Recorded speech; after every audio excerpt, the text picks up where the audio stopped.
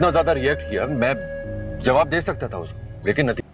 अगर आपका उनसे इसी तरह से झगड़ा चलता रहेगा अभी आप मिलने नहीं जा सकते। जो सबसे अच्छे लोग लगते हैं ना, अल्लाह मियां उन्हें अपने पास बुला ले। मम्मी से मिल लेता मुझे तो। उनकी जगह अल्लाह मियां हमें प्यारे प्यारे से बच्चे दे देते हैं। वो कुछ नहीं कहता अपनी फैमिली को जब वो ऐसे बेतुके इल्जाम लगाते हैं। अल्लाह ताला से यही चाहती हूँ कि ड्रामा सीरियल मोहब्बत रेजा रेजा के आने वाले एपिसोड में आप देखेंगे कि शकील को एक बार फिर अपने अंजाम तक पहुंचाने के बाद यानी कि जेल में डलवाने के बाद ईसा आएगा और अपनी माँ को कहेगा कि शकील की वजह से आपको परेशान होने की जरूरत कुछ नहीं है। अब वो वैसे भी अरीशा को या हमें कोई भी नुकसान नहीं पहुंचा सकता। शकील को जहाँ होना चाहिए था उसे वापस वहीं भेज दिया गया है। ईसा की माँ उसे कहेगी कि मुझे शकील से सिर्फ इसी बात का ही खतरा है कि वो बदले में आकर कोई नुकसान न पहुंचाए अरीशा को। अरीशा अभी भी पूरी तरह से ठीक नहीं है, अभी भी उसे इस बात को लेकर डर होता है जब भी वो शकील का नाम सुनती है। खैर इस सारे सीन के बाद नेक्स्ट सीन में आप देखेंगे कि आरिस के पास जब ईसा जाएगा तो उससे बात करेगा। आरिस जो कि ईसा के लिए बहुत ही सोच रहा होगा कि उसे सिर्फ ईसा बचा सकता है, तो यहाँ पर वो सोच ही रहा होगा तो सामने ईसा भी आ रहा होगा। वो ईसा को देखकर कहेगा कि भाई मुझे यकीन था कि कोई आए ना आए मेरी मदद करने के लिए आप जरूर आएंगे।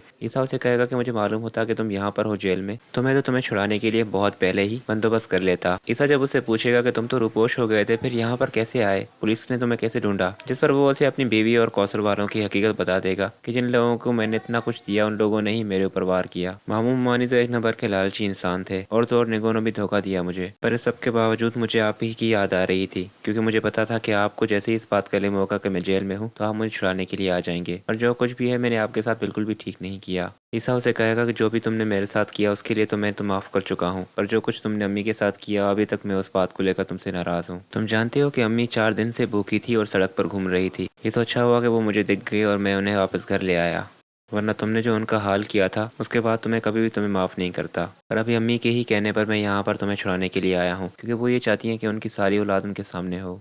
और फिर यहाँ पर आरएस जो होगा बहुत ही इमोशनल हो जाएगा क्योंकि उसने जो अपनी अम्मी के साथ किया है वो उसे याद आ रहा होगा। उसके बाद नेक्स्ट सीन में आप देखेंगे कि ईसा आरएस को लेकर, तो ईसा की माँ जो कि अरीशा के साथ बात कर रही होगी कि पता नहीं मेरा बेटा आरएस किस हाल में होगा, ठीक भी होगा या नहीं। तो ईसा कहेगा कि वो बिल्कुल ठीक है और आपके सामने है, देखें। और फिर आरएस को देखकर आरएस की माँ उसे कहेगी कि कहाँ गुम हो गए थे बेटा तुम, मैं बहुत परेशान थी तुम्हें लेकर। आरएस से कहेगा कि आप मेरी फिक्र कर रही थी और देखें मैंने आपके साथ क्या किया। और फिर यहाँ पर अपने हाथ जोड़ते हुए उन्हें कहेगा माफ़ कर दे प्लीज़ मुझे, मैंने बहुत नाफरमानी की है। इस पर वो उसे कहेगी कि तुम क्यों माफ़ी मांग रहे हो मुझसे, मैं भी तो गुनहगार हूँ ना इस सब में। खैर यहाँ पर सबका सीन हो जाएगा और आरएस भी सब घर वालों के साथ घुल मिल जाएगा और अपने भाई अरबाज से मिल लेगा। पर दूसरी तरफ आप जब देखेंगे कि ईसा और बाकी घर वाले जब अपने घर में जाएंगे तो निगो और कौसर वाले देख रहे होंगे कि रिफत तो यहाँ पर इनके साथ है, पर इतनी हसरत से देख रहे होंगे कि हमने इन सबको निकालने के लिए इतनी साजिश की और आज देखो हम भी दरबदर हैं। इस पर कौसर का शोर उसे कहेगा कि हमने उनके साथ साजिशें की, हमारा अंजाम यही होना था कौसर।